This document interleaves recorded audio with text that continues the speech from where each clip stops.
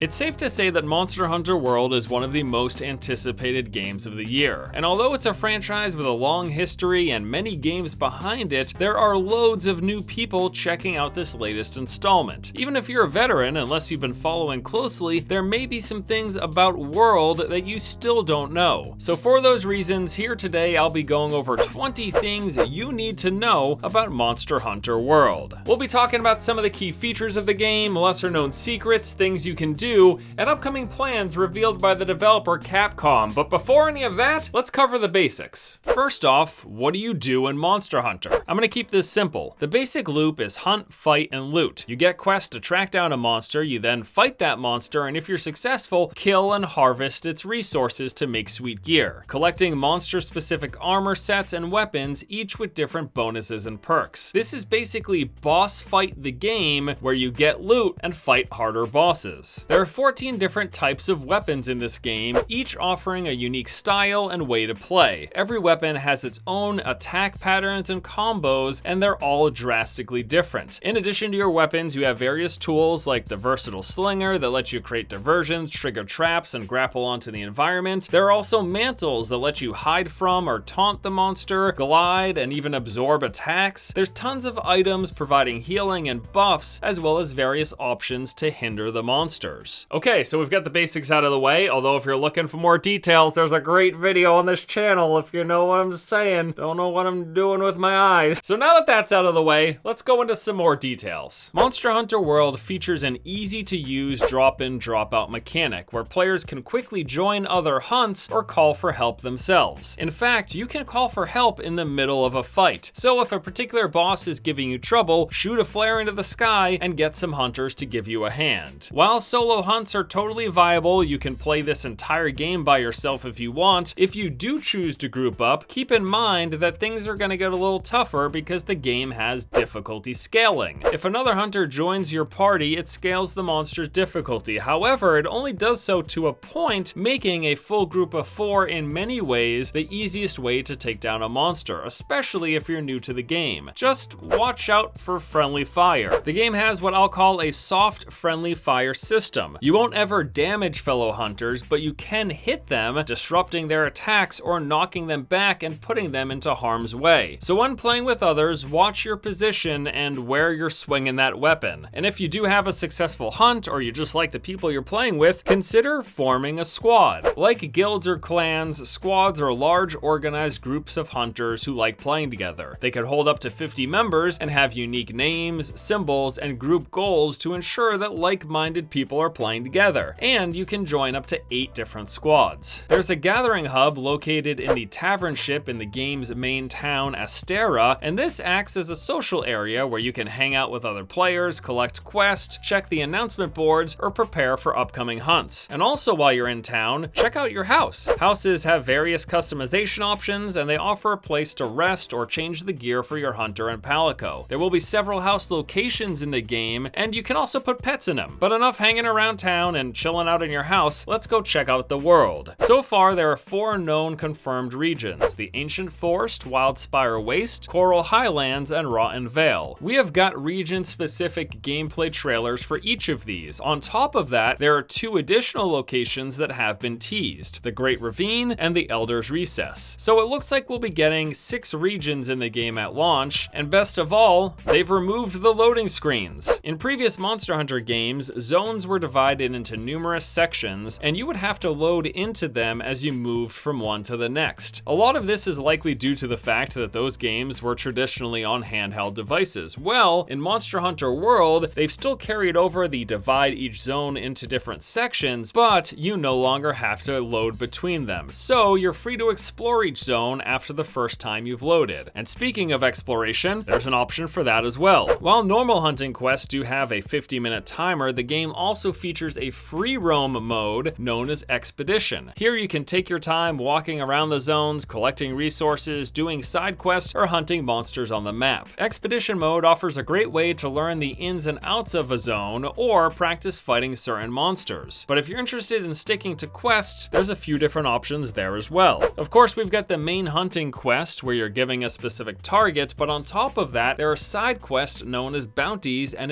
investigations. These quests task you with doing doing things like collecting resources or hunting and trapping smaller monsters. And what's great about these is you can do them while you're still on the main hunts. And then there's the story. Monster Hunter World has a full cinematic campaign that follows the story of the Third Fleet and the Elder Crossing. This campaign will be woven into the typical progression of the game, so if you like cutscenes and narrative, it's gonna be there. There are difficulty tiers that offer harder challenges for the seasoned hunters. Low and high rank are expected to be available at launch, and G rank is anticipated to come in later on. These higher tiers offer a harder challenge for better gear. If you like customizing, this game has lots of options for you. You can customize your hunter choosing their sex, facial features, hair, age, and skin color. There's also plenty of options to customize your palico. When it comes to additional content for the game, Capcom has a few things planned. First off, there's going to be special limited time events. They've been fairly hush about the details, but we expect challenging monster hunts with increased difficulty or reduced timers that will be giving unique rewards. There's also DLC coming, new monsters, new ways to play, and possibly even new zones. One free update has already been revealed, bringing back a fan favorite monster of the series, and they've shown off the Mega Man Palico and Horizon Zero Dawn Hunter outfits. So we'll be getting lots of free content with this game, but we won't be getting loot boxes. Yes, Capcom has promised no loot boxes or microtransaction systems in Monster Hunter World. Normally, this wouldn't be something I put in a video like this, but given that most major games nowadays from big developers and publishers are coming out with either loot boxes or in-game stores and microtransaction systems, the fact that World doesn't have those things is a breath of fresh air. If you're watching this video before launch, Monster Hunter World will be coming out on Friday, January the 26th to the PS4 and Xbox One. However, PC players will have to wait until later in the year. No specific date yet, but fall of 2018 is the tentative timeline. And the last thing I want to mention is that the Monster Hunter community is notoriously helpful. Whether you're joining up with random hunters for multiplayer in the game, or you have questions to ask or concerns outside of the game in the forums or Reddit, this is a game community that is known for being inclusive and helpful to new players. And that is pretty much going to do it for the 20 things you need to know about Monster Hunter World. I gotta say, just on a personal note, I'm really excited about the launch of this game. Really been looking forward to it, and I plan to no-life it pretty hard. You know, skipping showers, skipping meals, to kill monsters and collect loot. It seems like a fair trade-off, so stay tuned for more videos.